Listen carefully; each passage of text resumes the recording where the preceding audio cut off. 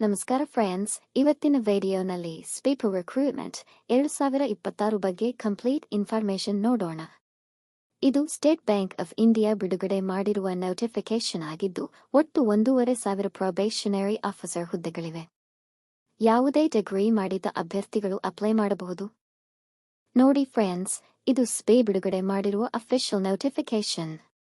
ಈ ನೋಟಿಫಿಕೇಶನ್ನಲ್ಲಿ vacancies, qualification, age limit, salary, selection process ಹಾಗೂ ಅಪ್ಲೈ ಪ್ರಾಸೆಸ್ ಬಗ್ಗೆ ಸಂಪೂರ್ಣ ಮಾಹಿತಿ ನೀಡಲಾಗಿದೆ.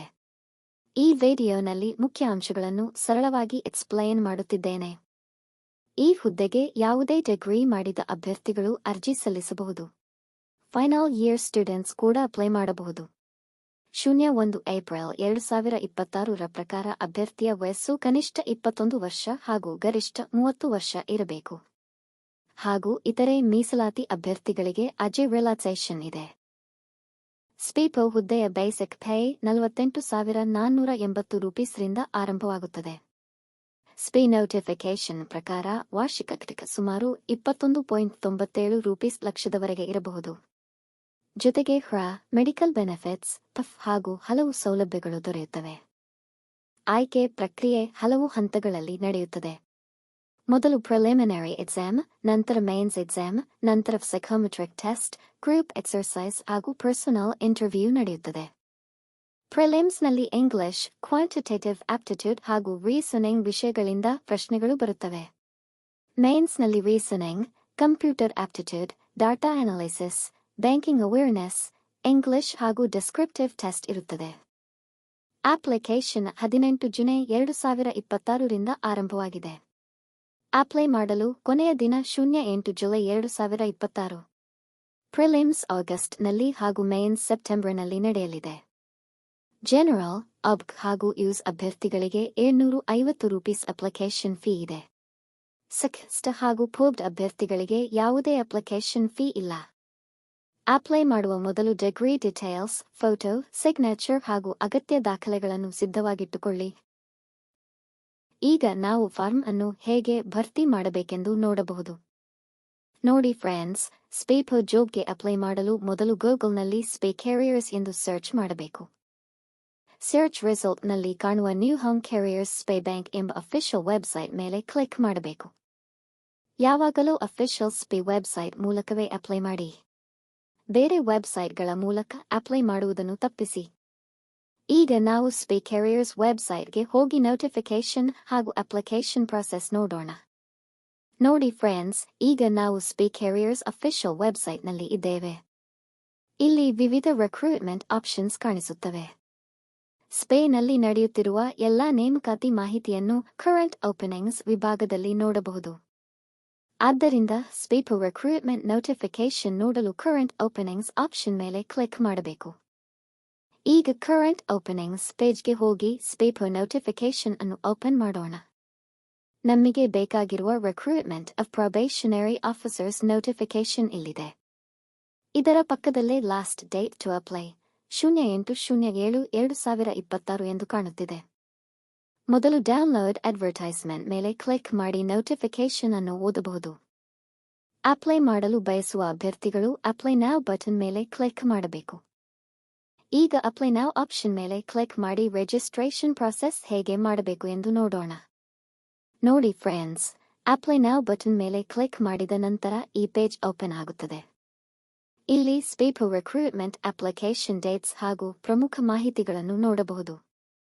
ಹೊಸದಾಗಿ ಅಪ್ಲೈ ಮಾಡುತ್ತಿರುವ ಅಭ್ಯರ್ಥಿಗಳು click here for new registration button ಮೇಲೆ ಕ್ಲಿಕ್ ಮಾಡಬೇಕು.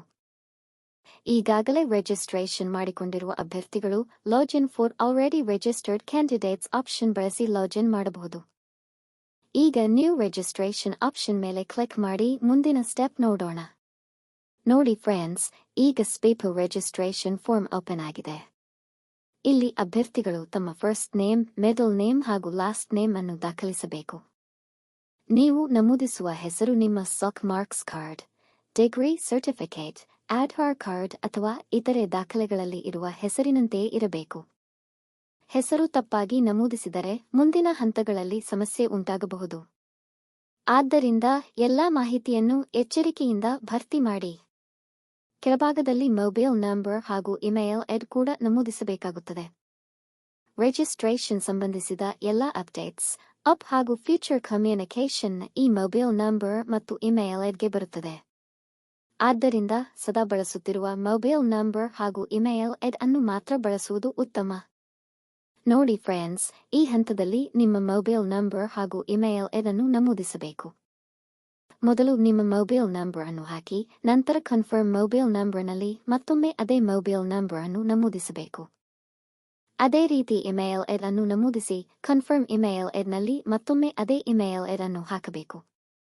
Registration number, password, exam updates ಹಾಗೂ ಇಂಟರ್ವ್ಯೂ ಸಂಬಂಧಿಸಿದ ಮಾಹಿತಿಗಳು ಈ ಮೊಬೈಲ್ ನಂಬರ್ ಮತ್ತು ಇಮೇಲ್ ಐಡಿಗೆ ಬರುತ್ತವೆ.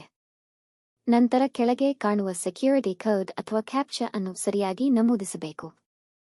ಎಲ್ಲಾ ವಿವರಗಳನ್ನು ಪರಿಶೀಲಿಸಿದ ನಂತರ ಸೇವ್ ನೆಕ್ಸ್ಟ್ ಬಟನ್ ಮೇಲೆ ಕ್ಲಿಕ್ ಮಾಡಿ ಮುಂದಿನ ಹಂತಕ್ಕೆ ಹೋಗಬಹುದು. ನೋಡಿ ಫ್ರೆಂಡ್ಸ್, ರಿಜಿಸ್ಟ್ರೇಷನ್ ಡೀಟೇಲ್ಸ್ ನಮೂದಿಸಿದ ನಂತರ ಈ ಅಪ್ ವೆರಿಫಿಕೇಶನ್ ಪೇಜ್ ಓಪನ್ ಆಗುತ್ತದೆ.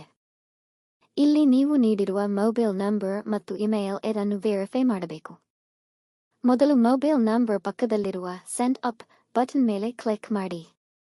ನಿಮ್ಮ ಮೊಬೈಲ್ ನಂಬರ್ಗೆ ಬರುವ ಅಪ್ ಅನ್ನು ನಮೂದಿಸಿ ವೆರಿಫೈ ಮಾಡಬೇಕು. ಅದೇ ರೀತಿ ಇಮೇಲ್ ಐಡಿ ಪಕ್ಕದಲ್ಲಿರುವ ಸೆಂಡ್ ಅಪ್ ಬಟನ್ ಮೇಲೆ ಕ್ಲಿಕ್ ಮಾಡಿ ಇಮೇಲ್ಗೆ ಬರುವ ಅಪ್ ಅನ್ನು ವೆರಿಫೈ ಮಾಡಬೇಕು. ನಂತರ ಕೆಳಗೆ ಕಾಣುವ ಸೆಕ್ಯೂರಿಟಿ ಕೋಡ್ ಅಥವಾ ಕ್ಯಾಪ್ಚಾ ಅನ್ನು ಸರಿಯಾಗಿ ನಮೂದಿಸಬೇಕು. ಮೊಬೈಲ್ ನಂಬರ್ ಮತ್ತು ಇಮೇಲ್ ಐಡಿ ವೆರಿಫಿಕೇಶನ್ ಯಶಸ್ವಿಯಾಗಿ ಪೂರ್ಣಗೊಂಡ ನಂತರ ಮುಂದಿನ ಹಂತವಾದ ಫೋಟೋ ಸಿಗ್ನೇಚರ್ ಅಪ್ಲೋಡ್ಗೆ ಹೋಗಬಹುದು. ನೋಡಿ ಫ್ರೆಂಡ್ಸ್, ಅಪ್ ವೆರಿಫಿಕೇಶನ್ ಕಂಪ್ಲೀಟ್ ಆದ ನಂತರ photo signature upload page open ಆಗುತ್ತದೆ. ಇಲ್ಲಿ ಅಭ್ಯರ್ಥಿಗಳು ತಮ್ಮ ಇತ್ತೀಚಿನ ಪಾಸ್ಪೋರ್ಟ್ ಸೈಜ್ ಫೋಟೋ ಅನ್ನು ಅಪ್ಲೋಡ್ ಮಾಡಬೇಕು. ಬ್ರೌಸ್ ಆಪ್ಷನ್ ಮೇಲೆ ಕ್ಲಿಕ್ ಮಾಡಿ ಫೋಟೋ ಸೆಲೆಕ್ಟ್ ಮಾಡಬಹುದು. ಸ್ಪೇ ನೀಡಿರುವ ಫೋಟೋ ಸೈಜ್ ಹಾಗೂ ಫಾರ್ಮ್ಯಾಟ್ ಗೈಡ್ಲೈನ್ಸ್ ಅನ್ನು ಕಡ್ಡಾಯವಾಗಿ ಪಾಲಿಸಬೇಕು. ಫೋಟೋ ಸ್ಪಷ್ಟವಾಗಿ ಕಾಣುವಂತಿರಬೇಕು ಮತ್ತು ಮುಖ ಸಂಪೂರ್ಣವಾಗಿ ವಿಸಿಬಲ್ ಆಗಿರಬೇಕು. ಈ ಪೇಜ್ನಲ್ಲಿ ವೆಬ್ ಕ್ಯಾಮ್ ಬಳಸಿ ಫೋಟೋ ಕ್ಯಾಪ್ಚರ್ ಮಾಡುವ ಆಪ್ಷನ್ ಕೂಡ ಇದೆ. ಮೊಬೈಲ್ ಮೂಲಕ ಫೋಟೋ ಕ್ಯಾಪ್ಚರ್ ಮಾಡಲು ಕೋಡ್ ಆಪ್ಷನ್ ಕೂಡ ನೀಡಲಾಗಿದೆ. ಫೋಟೋ ಅಪ್ಲೋಡ್ ಆದ ನಂತರ ಪ್ರಿವ್ಯೂ ಸರಿಯಾಗಿ ಕಾಣಿಸುತ್ತಿದೆ ಎಂದು ಪರಿಶೀಲಿಸಿ. ನೋಡಿ ಫ್ರೆಂಡ್ಸ್, ಫೋಟೋ ಅಪ್ಲೋಡ್ ಮಾಡಿದ ನಂತರ ಸಿಗ್ನೇಚರ್ ಅಪ್ಲೋಡ್ ಪೇಜ್ ಓಪನ್ ಆಗುತ್ತದೆ. ಇಲ್ಲಿ ಅಭ್ಯರ್ಥಿಗಳು ತಮ್ಮ ಸ್ವಂತ ಸಿಗ್ನೇಚರ್ ಅನ್ನು ಸ್ಕ್ಯಾನ್ ಮಾಡಿ ಅಪ್ಲೋಡ್ ಮಾಡಬೇಕು. ಬ್ರೌಸ್ ಆಪ್ಷನ್ ಮೇಲೆ ಕ್ಲಿಕ್ ಮಾಡಿ ಸಿಗ್ನೇಚರ್ ಫೈಲ್ ಅನ್ನು ಸೆಲೆಕ್ಟ್ ಮಾಡಬಹುದು. ಒಂದು ಪ್ರಮುಖ ವಿಷಯ ಎಂದರೆ ಸಿಗ್ನೇಚರ್ ಅನ್ನು ಕ್ಯಾಪಿಟಲ್ ಅಥವಾ ಬ್ಲಾಕ್ ಲೆಟರ್ಸ್ನಲ್ಲಿ ಬರೆಯಬಾರದು. ನೀವು ಸಾಮಾನ್ಯವಾಗಿ ಬ್ಯಾಂಕ್ ಪರೀಕ್ಷೆ ಅಥವಾ ಅಧಿಕೃತ ದಾಖಲೆಗಳಲ್ಲಿ ಬಳಸುವ ಸಿಗ್ನೇಚರ್ ಅನ್ನೇ ಅಪ್ಲೋಡ್ ಮಾಡಬೇಕು. ಸ್ಪೇ ನೀಡಿರುವ ಸೈಜ್ ಮತ್ತು ಫಾರ್ಮ್ಯಾಟ್ ಗೈಡ್ಲೈನ್ಸ್ ಅನ್ನು ಕಡ್ಡಾಯವಾಗಿ ಪಾಲಿಸಬೇಕು. ಸಿಗ್ನೇಚರ್ ಅಪ್ಲೋಡ್ ಆದ ನಂತರ ಪ್ರಿವ್ಯೂ ಸರಿಯಾಗಿ ಕಾಣಿಸುತ್ತಿದೆ ಎಂದು ಪರಿಶೀಲಿಸಿ. ನಂತರ ಕೆಳಗೆ ಇರುವ ಕನ್ಫರ್ಮೇಷನ್ ಚೆಕ್ ಬಾಕ್ಸ್ ಅನ್ನು ಚೆಕ್ ಮಾಡಿ ನೆಕ್ಸ್ಟ್ ಬಟನ್ ಮೇಲೆ ಕ್ಲಿಕ್ ಮಾಡಿ ಮುಂದಿನ ಹಂತಕ್ಕೆ ಹೋಗಬಹುದು. ನೋಡಿ ಫ್ರೆಂಡ್ಸ್, ಫೋಟೋ ಮತ್ತು ಸಿಗ್ನೇಚರ್ ಅಪ್ಲೋಡ್ ಮಾಡಿದ ನಂತರ ಡೀಟೇಲ್ಸ್ ಸೆಕ್ಷನ್ ಓಪನ್ ಆಗುತ್ತದೆ. ಇಲ್ಲಿ ಅಭ್ಯರ್ಥಿಗಳು ತಮ್ಮ ಪರ್ಸನಲ್ ಡೀಟೇಲ್ಸ್ ಹಾಗೂ ಕ್ಯಾಟಗರಿ ಡೀಟೇಲ್ಸ್ ಅನ್ನು ಸರಿಯಾಗಿ ನಮೂದಿಸಬೇಕು. ಮೊದಲಿಗೆ ನಿಮ್ಮ ಕ್ಯಾಟಗರಿ ಯಾವುದು ಎಂದು ಆಯ್ಕೆ ಮಾಡಬೇಕು. ಅಬತ್ ಅಥವಾ ಇತರೆ ಮೀಸಲಾತಿ ಕ್ಯಾಟಗರಿ ಆಯ್ಕೆ ಮಾಡಿದರೆ ಸಂಬಂಧಿಸಿದ ಸರ್ಟಿಫಿಕೇಟ್ ಡೀಟೇಲ್ಸ್ ಅನ್ನು ಸರಿಯಾಗಿ ನಮೂದಿಸಬೇಕು. ಅಪ್ಲಿಕೇಶನ್ ಸಬ್ಮಿಟ್ ಮಾಡಿದ ನಂತರ ಕ್ಯಾಟಗರಿ ಚೇಂಜ್ ಮಾಡಲು ಅವಕಾಶ ಇರುವುದಿಲ್ಲ. ಆದ್ದರಿಂದ ಕ್ಯಾಟಗರಿ ಆಯ್ಕೆ ಮಾಡುವಾಗ ಎಚ್ಚರಿಕೆಯಿಂದ ಮಾಹಿತಿ ನಮೂದಿಸಿ. ನೋಡಿ ಫ್ರೆಂಡ್ಸ್, ಈ ಸೆಕ್ಷನ್ನಲ್ಲಿ ಡಿಸೆಬಿಲಿಟಿ ಸಂಬಂಧಿಸಿದ ಮಾಹಿತಿಯನ್ನು ಭರ್ತಿ ಮಾಡಬೇಕು. ನೀವು ಪುಡ್ ಅಥವಾ ಡಿಸೆಬಿಲಿಟಿ ಕ್ಯಾಟಗರಿಗೆ ಸೇರಿದಿದ್ದರೆ ಇಲ್ಲಿ ಹೆಚ್ಚಿನ ಅಭ್ಯರ್ಥಿಗಳು ನೋ ಆಪ್ಷನ್ ಅನ್ನು ಆಯ್ಕೆ ಮಾಡಬಹುದು. ಡಿಸೆಬಿಲಿಟಿ ಕ್ಯಾಟಗರಿಗೆ ಸೇರಿದ ಅಭ್ಯರ್ಥಿಗಳು ಮಾತ್ರ ತಮ್ಮ ಡಿಸೆಬಿಲಿಟಿ ಟೈಪ್, ಸಬ್ ಟೈಪ್ ಹಾಗೂ ಸಂಬಂಧಿಸಿದ ಮಾಹಿತಿಗಳನ್ನು ಸರಿಯಾಗಿ ನಮೂದಿಸಬೇಕು. ಅಗತ್ಯವಿದ್ದರೆ ಎಕ್ಸಾಮಿನೇಷನ್ ಸಮಯದಲ್ಲಿ ಸ್ಕ್ರೈಬ್ ಅಥವಾ ಕಾಂಪೆನ್ಸೇಟರಿ ಟೈಮ್ ಬೇಕೆ ಎಂಬ ಆಯ್ಕೆಯನ್ನು ಇಲ್ಲಿ ನೀಡಲಾಗಿದೆ. ಈ ವಿಭಾಗವನ್ನು ನಿಮ್ಮ ಅರ್ಹತೆಯ ಪ್ರಕಾರ ಸರಿಯಾಗಿ ಭರ್ತಿ ಮಾಡುವುದು ಬಹಳ ಮುಖ್ಯ. ನೋಡಿ ಫ್ರೆಂಡ್ಸ್, ಈ ಸೆಕ್ಷನ್ನಲ್ಲಿ ರಿಲಿಜನ್, ಮಿನಾರಿಟಿ ಕಮ್ಯುನಿಟಿ ಹಾಗೂ ಎಕ್ಸ್ ಸರ್ವೈಸ್ ಮೆನ್ ಸಂಬಂಧಿಸಿದ ಮಾಹಿತಿಯನ್ನು ಭರ್ತಿ ಮಾಡಬೇಕು. ಮೊದಲಿಗೆ ರಿಲಿಜನ್ ಆಯ್ಕೆ ಮಾಡಬೇಕು. ಉದಾಹರಣೆಗೆ Hindu, Muslim, Christian, Sikh, Buddhist, Jain ಅಥವಾ ಇತರೆ ಧರ್ಮಗಳನ್ನು ಆಯ್ಕೆ ಮಾಡಬಹುದು. ನಂತರ ನೀವು ರಿಲಿಜಿಯಸ್ ಮಿನಾರಿಟಿ ಕಮ್ಯುನಿಟಿಗೆ ಸೇರಿದವರೇ ಎಂಬ ಪ್ರಶ್ನೆ ಬರುತ್ತದೆ. ಮಿನಾರಿಟಿ ಕ್ಯಾಟೆಗೋರಿಗೆ ಸೇರಿದವರು ಎಸ್ ಆಯ್ಕೆ ಮಾಡಬಹುದು, ಇಲ್ಲದಿದ್ದರೆ ನೋ ಆಯ್ಕೆ ಮಾಡಬಹುದು. ಅದರ ಕೆಳಗೆ ಎಕ್ಸ್ ಸರ್ವೈಸ್ಮೆನ್ ಸಂಬಂಧಿಸಿದ ಮಾಹಿತಿ ಕೇಳಲಾಗುತ್ತದೆ. ನೀವು ಭಾರತೀಯ ಸೇನೆ, ನೌಕಾಪಡೆ ಅಥವಾ ವಾಯುಪಡೆಯಲ್ಲಿ ಸೇವೆ ಸಲ್ಲಿಸಿದ್ದರೆ ಎಸ್ ಆಯ್ಕೆ ಮಾಡಿ ಅಗತ್ಯ ಮಾಹಿತಿಯನ್ನು ನಮೂದಿಸಬಹುದು. ಸಾಮಾನ್ಯ ಅಭ್ಯರ್ಥಿಗಳು ಇಲ್ಲಿ ನೋ ಆಪ್ಷನ್ ಆಯ್ಕೆ ಮಾಡಬಹುದು. ನೋಡಿ ಫ್ರೆಂಡ್ಸ್, ಈ ಸೆಕ್ಷನ್ನಲ್ಲಿ ಅಭ್ಯರ್ಥಿಗಳಿಂದ ಕೆಲವು ಹೆಚ್ಚುವರಿ ಮಾಹಿತಿಗಳನ್ನು ಕೇಳಲಾಗುತ್ತದೆ. ಮೊದಲಿಗೆ ನೀವು ಹಿಂದೆ ಎಷ್ಟು ಬಾರಿ ಸಿಬಿಐ ಪರೀಕ್ಷೆಗೆ ಹಾಜರಾಗಿದ್ದೀರಿ ಎಂಬ ಮಾಹಿತಿಯನ್ನು ನಮೂದಿಸಬೇಕು. ನಂತರ ಲೋನ್, ಕ್ರೆಡಿಟ್ ಕಾರ್ಡ್ ಅಥವಾ ಸಿಬಿಲ್ ಸಂಬಂಧಿತ ಯಾವುದೇ ಡಿಫಾಲ್ಟ್ ರೆಕಾರ್ಡ್ ಇದೆ ಎಂದು ಕೇಳಲಾಗುತ್ತದೆ. ಇಲ್ಲದಿದ್ದರೆ ನೋ ಆಯ್ಕೆ ಮಾಡಬಹುದು. ಅದರ ಕೆಳಗೆ ಕ್ಯಾರೆಕ್ಟರ್ ಆಂಟೆಸಿಡೆಂಟ್ಸ್, ಮೊರಲ್ ಟರ್ಪಿಟ್ಯೂಡ್ ಸಂಬಂಧಿತ ಪ್ರಶ್ನೆಗಳಿರುತ್ತವೆ. ಯಾವುದೇ ಕ್ರಿಮಿನಲ್ ಕೇಸ್ ಅಥವಾ ಸಮಸ್ಯೆ ಇಲ್ಲದ ಅಭ್ಯರ್ಥಿಗಳು ಸಾಮಾನ್ಯವಾಗಿ ನೋ ಆಯ್ಕೆ ಮಾಡಬಹುದು. ನಂತರ ನೀವು ಪ್ರಸ್ತುತ ಸ್ಪೈ ಎಂಪ್ಲಾಯಿ ಆಗಿದ್ದೀರಾ ಅಥವಾ ಹಿಂದೆ ಸ್ಪೇನಲ್ಲಿ ಕೆಲಸ ಮಾಡಿದ್ದೀರಾ ಎಂಬ ಮಾಹಿತಿಯನ್ನು ಕೇಳಲಾಗುತ್ತದೆ. ಅನ್ವಯಿಸಿದರೆ ಮಾತ್ರ ಎಸ್ ಆಯ್ಕೆ ಮಾಡಿ, ಇಲ್ಲದಿದ್ದರೆ ನೋ ಆಯ್ಕೆ ಮಾಡಬಹುದು. ಅದರ ನಂತರ ಪ್ಯಾನ್ ನಂಬರ್ ಮತ್ತು ನ್ಯಾಷನಾಲಿಟಿ ಮಾಹಿತಿಯನ್ನು ನಮೂದಿಸಬೇಕು. ಭಾರತೀಯ ಅಭ್ಯರ್ಥಿಗಳು ನ್ಯಾಷನಾಲಿಟಿನಲ್ಲಿ ಇಂಡಿಯನ್ ಎಂದು ಆಯ್ಕೆ ಮಾಡಬಹುದು. ನೋಡಿ ಫ್ರೆಂಡ್ಸ್, ಈ ಹಂತದಲ್ಲಿ ನೀವು ಪರೀಕ್ಷೆ ಬರೆಯಲು ಬಯಸುವ ಎಕ್ಸಾಮ್ ಸೆಂಟ್ರೆ ಅನ್ನು ಆಯ್ಕೆ ಮಾಡಬೇಕು. ಮೊದಲಿಗೆ ಪ್ರಿಲಿಮಿನರಿ ಎಕ್ಸಾಮಿನೇಷನ್ ಸೆಂಟ್ರೆ ಆಯ್ಕೆ ಮಾಡಬೇಕು. ಇಲ್ಲಿ ನಿಮ್ಮ ಸ್ಟೇಟ್ ಅಥವಾ ಯೂನಿಯನ್ ಟೆರಿಟರಿ ಅನ್ನು ಆಯ್ಕೆ ಮಾಡಿದ ನಂತರ ಲಭ್ಯವಿರುವ ಎಕ್ಸಾಮ್ ಸಿಟಿಗಳನ್ನು ನೋಡಬಹುದು. ನಿಮಗೆ ಹತ್ತಿರವಾಗಿರುವ ಹಾಗೂ ಸುಲಭವಾಗಿ ತಲುಪಬಹುದಾದ ಎಕ್ಸಾಮ್ ಸೆಂಟ್ರೆ ಅನ್ನು ಆಯ್ಕೆ ಮಾಡುವುದು ಉತ್ತಮ. ಅದೇ ರೀತಿ ಕೆಳಭಾಗದಲ್ಲಿ ಮೈನ್ ಎಕ್ಸಾಮಿನೇಷನ್ ಸೆಂಟ್ರೆ ಅನ್ನು ಕೂಡ ಆಯ್ಕೆ ಮಾಡಬೇಕು. ಪ್ರಿಲಿಮ್ಸ್ ಮತ್ತು ಮೇನ್ಸ್ ಎರಡಕ್ಕೂ ನಿಮ್ಮ ಅನುಕೂಲಕ್ಕೆ ತಕ್ಕ ಎಕ್ಸಾಮ್ ಸಿಟಿ ಅನ್ನು ಆಯ್ಕೆ ಮಾಡಬಹುದು. ನಂತರ ಪರೀಕ್ಷೆಯ ಸಮಯದಲ್ಲಿ ಬಳಸುವ ಎಡ್ ಪ್ರೂಫ್ ಅನ್ನು ಆಯ್ಕೆ ಮಾಡಬೇಕು. ಆಯ್ಕೆ ಮಾಡಿದ ಎಡ್ ಪ್ರೂಫ್ನ ನಂಬರ್ ಅನ್ನು ಕೆಳಗಿನ ಫೀಲ್ಡ್ನಲ್ಲಿ ನಮೂದಿಸಬೇಕು. ಪರೀಕ್ಷೆಗೆ ಹೋಗುವಾಗ ಇದೇ ಎಡ್ ಪ್ರೂಫ್ ಅನ್ನು ಕಡ್ಡಾಯವಾಗಿ ತೆಗೆದುಕೊಂಡು ಹೋಗಬೇಕು. ನೀವು ಯಾವ ಸೋರ್ಸ್ ಮೂಲಕ ಈ ರಿಕ್ರೂಟ್ಮೆಂಟ್ ಬಗ್ಗೆ ತಿಳಿದುಕೊಂಡಿದ್ದೀರೋ ಅದನ್ನು ಆಯ್ಕೆ ಮಾಡಬಹುದು. ಇದು ಕೇವಲ ಇನ್ಫಾರ್ಮೇಷನ್ ಪರ್ಪಸ್ಗಾಗಿ ಕೇಳುವ ಪ್ರಶ್ನೆಯಾಗಿದ್ದು ಸೆಲೆಕ್ಷನ್ ಪ್ರಾಸೆಸ್ ಮೇಲೆ ಯಾವುದೇ ಪರಿಣಾಮ ಇರುವುದಿಲ್ಲ. ನೋಡಿ ಫ್ರೆಂಡ್ಸ್, ಈ ಸೆಕ್ಷನ್ನಲ್ಲಿ ಅಭ್ಯರ್ಥಿಗಳು ತಮ್ಮ ಪರ್ಸನಲ್ ಡೀಟೇಲ್ಸ್ ಅನ್ನು ಭರ್ತಿ ಮಾಡಬೇಕು. ಮೊದಲಿಗೆ ಡೇಟ್ ಆಫ್ ಬರ್ತ್ ಅನ್ನು ಸಾಕ್ ಮಾರ್ಕ್ಸ್ ಕಾರ್ಡ್ ಅಥವಾ ಬರ್ತ್ ಸರ್ಟಿಫಿಕೇಟ್ನಲ್ಲಿ ಇರುವಂತೆ ಸರಿಯಾಗಿ ಆಯ್ಕೆ ಮಾಡಬೇಕು. ಒಮ್ಮೆ ಡೇಟ್ ಆಫ್ ಬರ್ತ್ ನಮೂದಿಸಿದ ನಂತರ ಅದನ್ನು ಬದಲಾಯಿಸಲು ಅವಕಾಶ ಇರುವುದಿಲ್ಲ, ಆದ್ದರಿಂದ ಎಚ್ಚರಿಕೆಯಿಂದ ನಮೂದಿಸಿ. ನಂತರ ಜೆಂಡರ್ ಆಯ್ಕೆ ಮಾಡಬೇಕು. ಮಾಲೆ, ಫಿಮೇಲ್ ಅಥವಾ ಅದರ್ಸ್ ಆಯ್ಕೆಗಳು ಲಭ್ಯವಿರುತ್ತವೆ. ನಿಮಗೆ ಟ್ವಿನ್ ಬ್ರದರ್ ಅಥವಾ ಟ್ವಿನ್ ಸಿಸ್ಟರ್ ಇದ್ದರೆ ಅದರ ಮಾಹಿತಿಯನ್ನು ನಮೂದಿಸಬಹುದು. ಇಲ್ಲದಿದ್ದರೆ ನೋ ಆಯ್ಕೆ ಮಾಡಬಹುದು. ನಂತರ ಮ್ಯಾರಿಟಲ್ ಸ್ಟ್ಯಾಟಸ್ ಆಯ್ಕೆ ಮಾಡಬೇಕು. Unmarried, married, widow, widower, divorced ಮುಂತಾದ ಆಯ್ಕೆಗಳು ಇರುತ್ತವೆ. ಅದರ ಕೆಳಗೆ ಫಾದರ್ಸ್ ನೇಮ್ ಹಾಗೂ ಮದರ್ಸ್ ನೇಮ್ ವಿವರಗಳನ್ನು ನಮೂದಿಸಬೇಕು. ಈ ಮಾಹಿತಿಗಳು ನಿಮ್ಮ ಅಧಿಕೃತ ದಾಖಲೆಗಳಲ್ಲಿರುವ ಮಾಹಿತಿಯೊಂದಿಗೆ ಹೊಂದಿಕೆಯಾಗಬೇಕು. ವಿವಾಹಿತ ಅಭ್ಯರ್ಥಿಗಳು ಅಗತ್ಯವಿದ್ದರೆ ಸ್ಪೌಸ್ ಡೀಟೇಲ್ಸ್ ಅನ್ನು ಕೂಡ ನಮೂದಿಸಬಹುದು. ಎಲ್ಲಾ ಪರ್ಸನಲ್ ಡೀಟೇಲ್ಸ್ ಅನ್ನು ಸರಿಯಾಗಿ ಭರ್ತಿ ಮಾಡಿದ ನಂತರ ಕೆಳಗೆ ಸ್ಕ್ರಾಲ್ ಮಾಡಿ ಉಳಿದ ಅಡ್ರೆಸ್ ಹಾಗೂ ಕ್ವಾಲಿಫಿಕೇಷನ್ ಡೀಟೇಲ್ಸ್ ವಿಭಾಗಗಳನ್ನು ಪೂರ್ಣಗೊಳಿಸಬಹುದು. ನೋಡಿ ಫ್ರೆಂಡ್ಸ್, ಈ ಸೆಕ್ಷನ್ನಲ್ಲಿ ನಿಮ್ಮ ಅಡ್ರೆಸ್ ಡೀಟೇಲ್ಸ್ ಅನ್ನು ಭರ್ತಿ ಮಾಡಬೇಕು. ಮೊದಲಿಗೆ ಅಡ್ರೆಸ್ ಫಾರ್ ಕೊರೆಸ್ಪಾಂಡೆನ್ಸ್ ಅಂದರೆ ಪ್ರಸ್ತುತ ನೀವು ಸಂಪರ್ಕಕ್ಕಾಗಿ ಬಳಸುತ್ತಿರುವ ವಿಳಾಸವನ್ನು ನಮೂದಿಸಬೇಕು. Address line 1, address line 2, district, state ಹಾಗೂ ಪಿನ್ ಕೋಡ್ ಅನ್ನು ಸರಿಯಾಗಿ ಭರ್ತಿ ಮಾಡಬೇಕು. ಈ ಮಾಹಿತಿಯು ನಿಮ್ಮ ಆಧಾರ್ ಕಾರ್ಡ್ ಅಥವಾ ಇತರೆ ದಾಖಲೆಗಳಲ್ಲಿರುವ ವಿಳಾಸದೊಂದಿಗೆ ಹೊಂದಿಕೆಯಾಗಿದ್ದರೆ ಉತ್ತಮ. ಅದರ ಕೆಳಗೆ ಪರ್ಮನೆಂಟ್ ಅಡ್ರೆಸ್ ವಿಭಾಗ ಇರುತ್ತದೆ. ಕೊರೆಸ್ಪಾಂಡೆನ್ಸ್ ಅಡ್ರೆಸ್ ಮತ್ತು ಪರ್ಮನೆಂಟ್ ಅಡ್ರೆಸ್ ಒಂದೇ ಆಗಿದ್ದರೆ ಸಮೇ ಆಸ್ ಅಡ್ರೆಸ್ ಫಾರ್ ಕೊರೆಸ್ಪಾಂಡೆನ್ಸ್ ಆಪ್ಷನ್ ಅನ್ನು ಸೆಲೆಕ್ಟ್ ಮಾಡಬಹುದು. ವಿಳಾಸಗಳು ಬೇರೆ ಬೇರೆ ಇದ್ದರೆ ಪರ್ಮನೆಂಟ್ ಅಡ್ರೆಸ್ ಅನ್ನು ಪ್ರತ್ಯೇಕವಾಗಿ ನಮೂದಿಸಬೇಕು. ನೋಡಿ ಫ್ರೆಂಡ್ಸ್, ಅಪ್ಲಿಕೇಶನ್ ಫಾರ್ಮ್ನ ಎಲ್ಲ ವಿವರಗಳನ್ನು ಭರ್ತಿ ಮಾಡಿದ ನಂತರ ಈ ಪೇಜ್ ಕಾಣಿಸುತ್ತದೆ. ಇಲ್ಲಿ ಮೊದಲು ವ್ಯಾಲಿಡೇಟ್ ಯುವರ್ ಡೀಟೇಲ್ಸ್ ಬಟನ್ ಮೇಲೆ ಕ್ಲಿಕ್ ಮಾಡಬೇಕು. ಈ ಆಪ್ಷನ್ ನಿಮ್ಮ ಅಪ್ಲಿಕೇಶನ್ನಲ್ಲಿ ಯಾವುದೇ ತಪ್ಪುಗಳಿವೆ ಎಂದು ಪರಿಶೀಲಿಸುತ್ತದೆ. Name, date of birth, mobile number, email address ಹಾಗೂ ಇತರೆ ಮಾಹಿತಿಗಳನ್ನು ಮತ್ತೊಮ್ಮೆ ಚೆನ್ನಾಗಿ ವೆರಿಫೈ ಮಾಡಿ. ಎಲ್ಲಾ ವಿವರಗಳು ಸರಿಯಾಗಿದ್ದರೆ ಸೇವ್ ನೆಕ್ಸ್ಟ್ ಬಟನ್ ಮೇಲೆ ಕ್ಲಿಕ್ ಮಾಡಿ. ನೋಡಿ ಫ್ರೆಂಡ್ಸ್, ಈ ಸೆಕ್ಷನ್ನಲ್ಲಿ ನಿಮ್ಮ ಎಜುಕೇಷನಲ್ ಕ್ವಾಲಿಫಿಕೇಷನ್ ಡೀಟೇಲ್ಸ್ ಅನ್ನು ಭರ್ತಿ ಮಾಡಬೇಕು. ಮೊದಲಿಗೆ ಗ್ರಾಡ್ಯುಯೇಷನ್ ಅಥವಾ ಎಕ್ವಿವಾಲೆಂಟ್ ಕ್ವಾಲಿಫಿಕೇಷನ್ ಮಾಹಿತಿಯನ್ನು ನಮೂದಿಸಬೇಕು.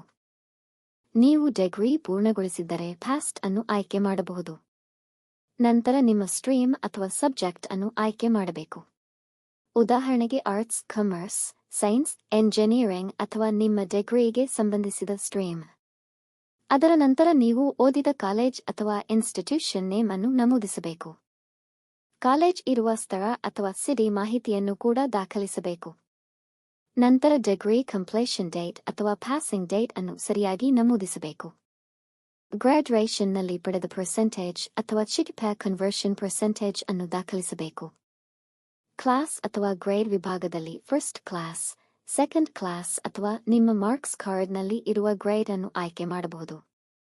ಪೋಸ್ಟ್ ಗ್ರಾಡ್ಯುಯೇಷನ್ ಅಥವಾ ಪ್ರೊಫೆಷನಲ್ ಕ್ವಾಲಿಫಿಕೇಷನ್ ಇದ್ದರೆ ಅದರ ಮಾಹಿತಿಯನ್ನು ಕೂಡ ನಮೂದಿಸಬಹುದು. ಪೋಸ್ಟ್ ಗ್ರಾಡ್ಯುಯೇಷನ್ ಇಲ್ಲದ ಅಭ್ಯರ್ಥಿಗಳು ಆ ವಿಭಾಗವನ್ನು ಖಾಲಿ ಬಿಡಬಹುದು. ನೋಡಿ ಫ್ರೆಂಡ್ಸ್, ಇದು ಅಪ್ಲಿಕೇಶನ್ ಫಾರ್ಮ್ನ ಕೊನೆಯ ಪ್ರಮುಖ ವಿಭಾಗಗಳಲ್ಲಿ ಒಂದಾಗಿದೆ. ಮೊದಲಿಗೆ ಪರ್ ಎಕ್ಸಾಮ್ ಟ್ರೈನಿಂಗ್ ಬಗ್ಗೆ ಕೇಳಲಾಗುತ್ತದೆ. ಅದರ ಕೆಳಗೆ ಲ್ಯಾಂಗ್ವೇಜಸ್ ನೌನ್ ವಿಭಾಗ ಇರುತ್ತದೆ. ಇಲ್ಲಿ ನಿಮಗೆ ತಿಳಿದಿರುವ ಭಾಷೆಗಳನ್ನು ನಮೂದಿಸಬೇಕು. ಉದಾಹರಣೆಗೆ ಕನ್ನಡ, ಇಂಗ್ಲಿಷ್, ಹಿಂದಿ ಅಥವಾ ಇತರೆ ಭಾಷೆಗಳನ್ನು ಸೇರಿಸಬಹುದು. ಪ್ರತಿ ಭಾಷೆಗೆ ನೀವು ರೀಡ್, ರೈಟ್ ಹಾಗೂ ಸ್ಪೀಕ್ ಮಾಡಬಲ್ಲಿರಾ ಎಂಬುದನ್ನು ಆಯ್ಕೆ ಮಾಡಬೇಕು. ಎಲ್ಲಾ ಮಾಹಿತಿಯನ್ನು ಭರ್ತಿ ಮಾಡಿದ ನಂತರ ವ್ಯಾಲಿಡೇಟ್ ಯುವರ್ ಡೀಟೇಲ್ಸ್ ಬಟನ್ ಮೇಲೆ ಕ್ಲಿಕ್ ಮಾಡಿ ಅಪ್ಲಿಕೇಶನ್ನಲ್ಲಿ ಯಾವುದೇ ಎರರ್ ಇದೆ ಎಂದು ಪರಿಶೀಲಿಸಿ. ನಂತರ ಸೇವ್ ನೆಕ್ಸ್ಟ್ ಬಟನ್ ಮೇಲೆ ಕ್ಲಿಕ್ ಮಾಡಿ ಪ್ರಿವ್ಯೂ ಪೇಜ್ಗೆ ಹೋಗಬಹುದು. ಇಲ್ಲಿ ಅಭ್ಯರ್ಥಿಗಳು ನೀಡಿರುವ ಎಲ್ಲಾ ಮಾಹಿತಿಗಳು ಸರಿ ಹಾಗೂ ನಿಜವಾಗಿವೆ ಎಂದು ಡಿಕ್ಲರೇಷನ್ ನೀಡಬೇಕು. ಮೊದಲಿಗೆ ಐ ಅಗ್ರಿ ಆಪ್ಷನ್ ಅನ್ನು ಚೆಕ್ ಮಾಡಬೇಕು. ನಂತರ ಅಪ್ಲಿಕೇಶನ್ ಫಾರ್ಮ್ನಲ್ಲಿ ನಮೂದಿಸಿದ ಹೆಸರು ಮತ್ತು ಪ್ರೂಫ್ನಲ್ಲಿರುವ ಹೆಸರು ಒಂದೇ ಆಗಿದೆ ಎಂದು ಕನ್ಫರ್ಮ್ ಮಾಡಬೇಕು. ಎಲ್ಲವೂ ಸರಿಯಾಗಿದ್ದರೆ ಕಂಪ್ಲೀಟ್ ರಿಜಿಸ್ಟ್ರೇಷನ್ ಬಟನ್ ಮೇಲೆ ಕ್ಲಿಕ್ ಮಾಡಬೇಕು. ನೋಡಿ ಫ್ರೆಂಡ್ಸ್, ಇದು ಡಾಕ್ಯುಮೆಂಟ್ ಅಪ್ಲೋಡ್ ಹಂತವಾಗಿದೆ. ಇಲ್ಲಿ ಅಭ್ಯರ್ಥಿಗಳು 2 ಪ್ರಮುಖ ದಾಖಲೆಗಳನ್ನು ಅಪ್ಲೋಡ್ ಮಾಡಬೇಕು. ಮೊದಲನೆಯದು ಲೆಫ್ಟ್ ಥಂಬ್ ಇಂಪ್ರೆಷನ್. ಅಭ್ಯರ್ಥಿಗಳು ಬಿಳಿ ಕಾಗದದ ಮೇಲೆ ನೀಲಿ ಅಥವಾ ಕಪ್ಪು ಇಂಕ್ ಬಳಸಿ ಎಡಗೈ ಹೆಬ್ಬೆರಳಿನ ಗುರುತನ್ನು ಹಾಕಿ ಅದನ್ನು ಸ್ಕ್ಯಾನ್ ಮಾಡಿ ಅಪ್ಲೋಡ್ ಮಾಡಬೇಕು. ಎರಡನೆಯದು ಹ್ಯಾಂಡ್ ರಿಟನ್ ಡಿಕ್ಲರೇಷನ್. ಸ್ಪೇ ನೋಟಿಫಿಕೇಷನ್ನಲ್ಲಿ ನೀಡಿರುವ ಡಿಕ್ಲರೇಷನ್ ಸ್ಟೇಟ್ಮೆಂಟ್ ಅನ್ನು ಅಭ್ಯರ್ಥಿಯೇ ಸ್ವತಃ ಬಿಳಿ ಕಾಗದದ ಮೇಲೆ ಬರೆಯಬೇಕು. ನಂತರ ಅದನ್ನು ಸ್ಕ್ಯಾನ್ ಮಾಡಿ ಅಪ್ಲೋಡ್ ಮಾಡಬೇಕು. ಡಿಕ್ಲರೇಷನ್ ಅನ್ನು ಅಭ್ಯರ್ಥಿಯೇ ತನ್ನ ಕೈಬರಹದಲ್ಲಿ ಬರೆಯುವುದು ಕಡ್ಡಾಯವಾಗಿದೆ. ಥಂಬ್ ಇಂಪ್ರೆಷನ್ ಹಾಗೂ ಹ್ಯಾಂಡ್ ರಿಟನ್ ಡಿಕ್ಲರೇಷನ್ 2 ಸ್ಪೇ ನೀಡಿರುವ ಸೈಜ್ ಮತ್ತು ಫಾರ್ಮ್ಯಾಟ್ ಗೈಡ್ಲೈನ್ಸ್ ಪ್ರಕಾರ ಇರಬೇಕು. ನಂತರ ಕೆಳಗೆ ಕಾಣುವ ಸೆಕ್ಯೂರಿಟಿ ಕೋಡ್ ಅಥವಾ ಕ್ಯಾಪ್ಚಾ ಅನ್ನು ನಮೂದಿಸಬೇಕು. ಎಲ್ಲ ಡಾಕ್ಯುಮೆಂಟ್ಸ್ ಯಶಸ್ವಿಯಾಗಿ ಅಪ್ಲೋಡ್ ಆದ ನಂತರ ಸೇವ್ ನೆಕ್ಸ್ಟ್ ಬಟನ್ ಮೇಲೆ ಕ್ಲಿಕ್ ಮಾಡಿ ಪೇಮೆಂಟ್ ಹಂತಕ್ಕೆ ಹೋಗಬಹುದು. ನೋಡಿ ಫ್ರೆಂಡ್ಸ್, ಥಂಬ್ ಇಂಪ್ರೆಷನ್ ಹಾಗೂ ಹ್ಯಾಂಡ್ ರಿಟನ್ ಡಿಕ್ಲರೇಷನ್ ಅಪ್ಲೋಡ್ ಮಾಡಿದ ನಂತರ ಅಪ್ಲಿಕೇಶನ್ ಫಾರ್ಮ್ ಅನ್ನು ಫೈನಲ್ ಸಬ್ಮಿಟ್ ಮಾಡಬಹುದು. ಅಪ್ಲಿಕೇಶನ್ ಯಶಸ್ವಿಯಾಗಿ ಸಬ್ಮಿಟ್ ಆದ ನಂತರ ನಿಮ್ಮ ರಿಜಿಸ್ಟ್ರೇಷನ್ ನಂಬರ್ ಮತ್ತು ಅಪ್ಲಿಕೇಶನ್ ನಂಬರ್ ಜನರೇಟ್ ಆಗುತ್ತದೆ. ನಂತರ ನಿಮ್ಮ ಅಪ್ಲಿಕೇಶನ್ ಫಾರ್ಮ್ ಅನ್ನು PDF ಫಾರ್ಮ್ಯಾಟ್ನಲ್ಲಿ ಡೌನ್ಲೋಡ್ ಮಾಡಿಕೊಳ್ಳುವ ಆಪ್ಷನ್ ಸಿಗುತ್ತದೆ. ಅಪ್ಲಿಕೇಶನ್ ಫಾರ್ಮ್ನ PDF ಕಾಪಿ ಹಾಗೂ ರಿಜಿಸ್ಟ್ರೇಷನ್ ಡೀಟೇಲ್ಸ್ ಅನ್ನು ಸುರಕ್ಷಿತವಾಗಿ ಸೇವ್ ಮಾಡಿಕೊಂಡು ಇಡಿ. ಅಪ್ಲೈ ಲಿಂಕ್ ಅನ್ನು ಡಿಸ್ಕ್ರಿಪ್ಷನ್ನಲ್ಲಿ ನೀಡಿದ್ದೇನೆ. ಆಸಕ್ತ ಅಭ್ಯರ್ಥಿಗಳು ಕೊನೆಯ ದಿನಾಂಕದೊಳಗೆ ಅರ್ಜಿ ಸಲ್ಲಿಸಿ. All the best friends. Video ಉಪಯುಕ್ತವಾಗಿದ್ದರೆ ಲೈಕ್ ಮಾಡಿ, ಶೇರ್ ಮಾಡಿ ಮತ್ತು ಇಂತಹ ಜಾಬ್ ಅಪ್ಡೇಟ್ಸ್ಗಾಗಿ ಚಾನೆಲ್ ಸಬ್ಸ್ಕ್ರೈಬ್ ಮಾಡಿ. ಧನ್ಯವಾದಗಳು.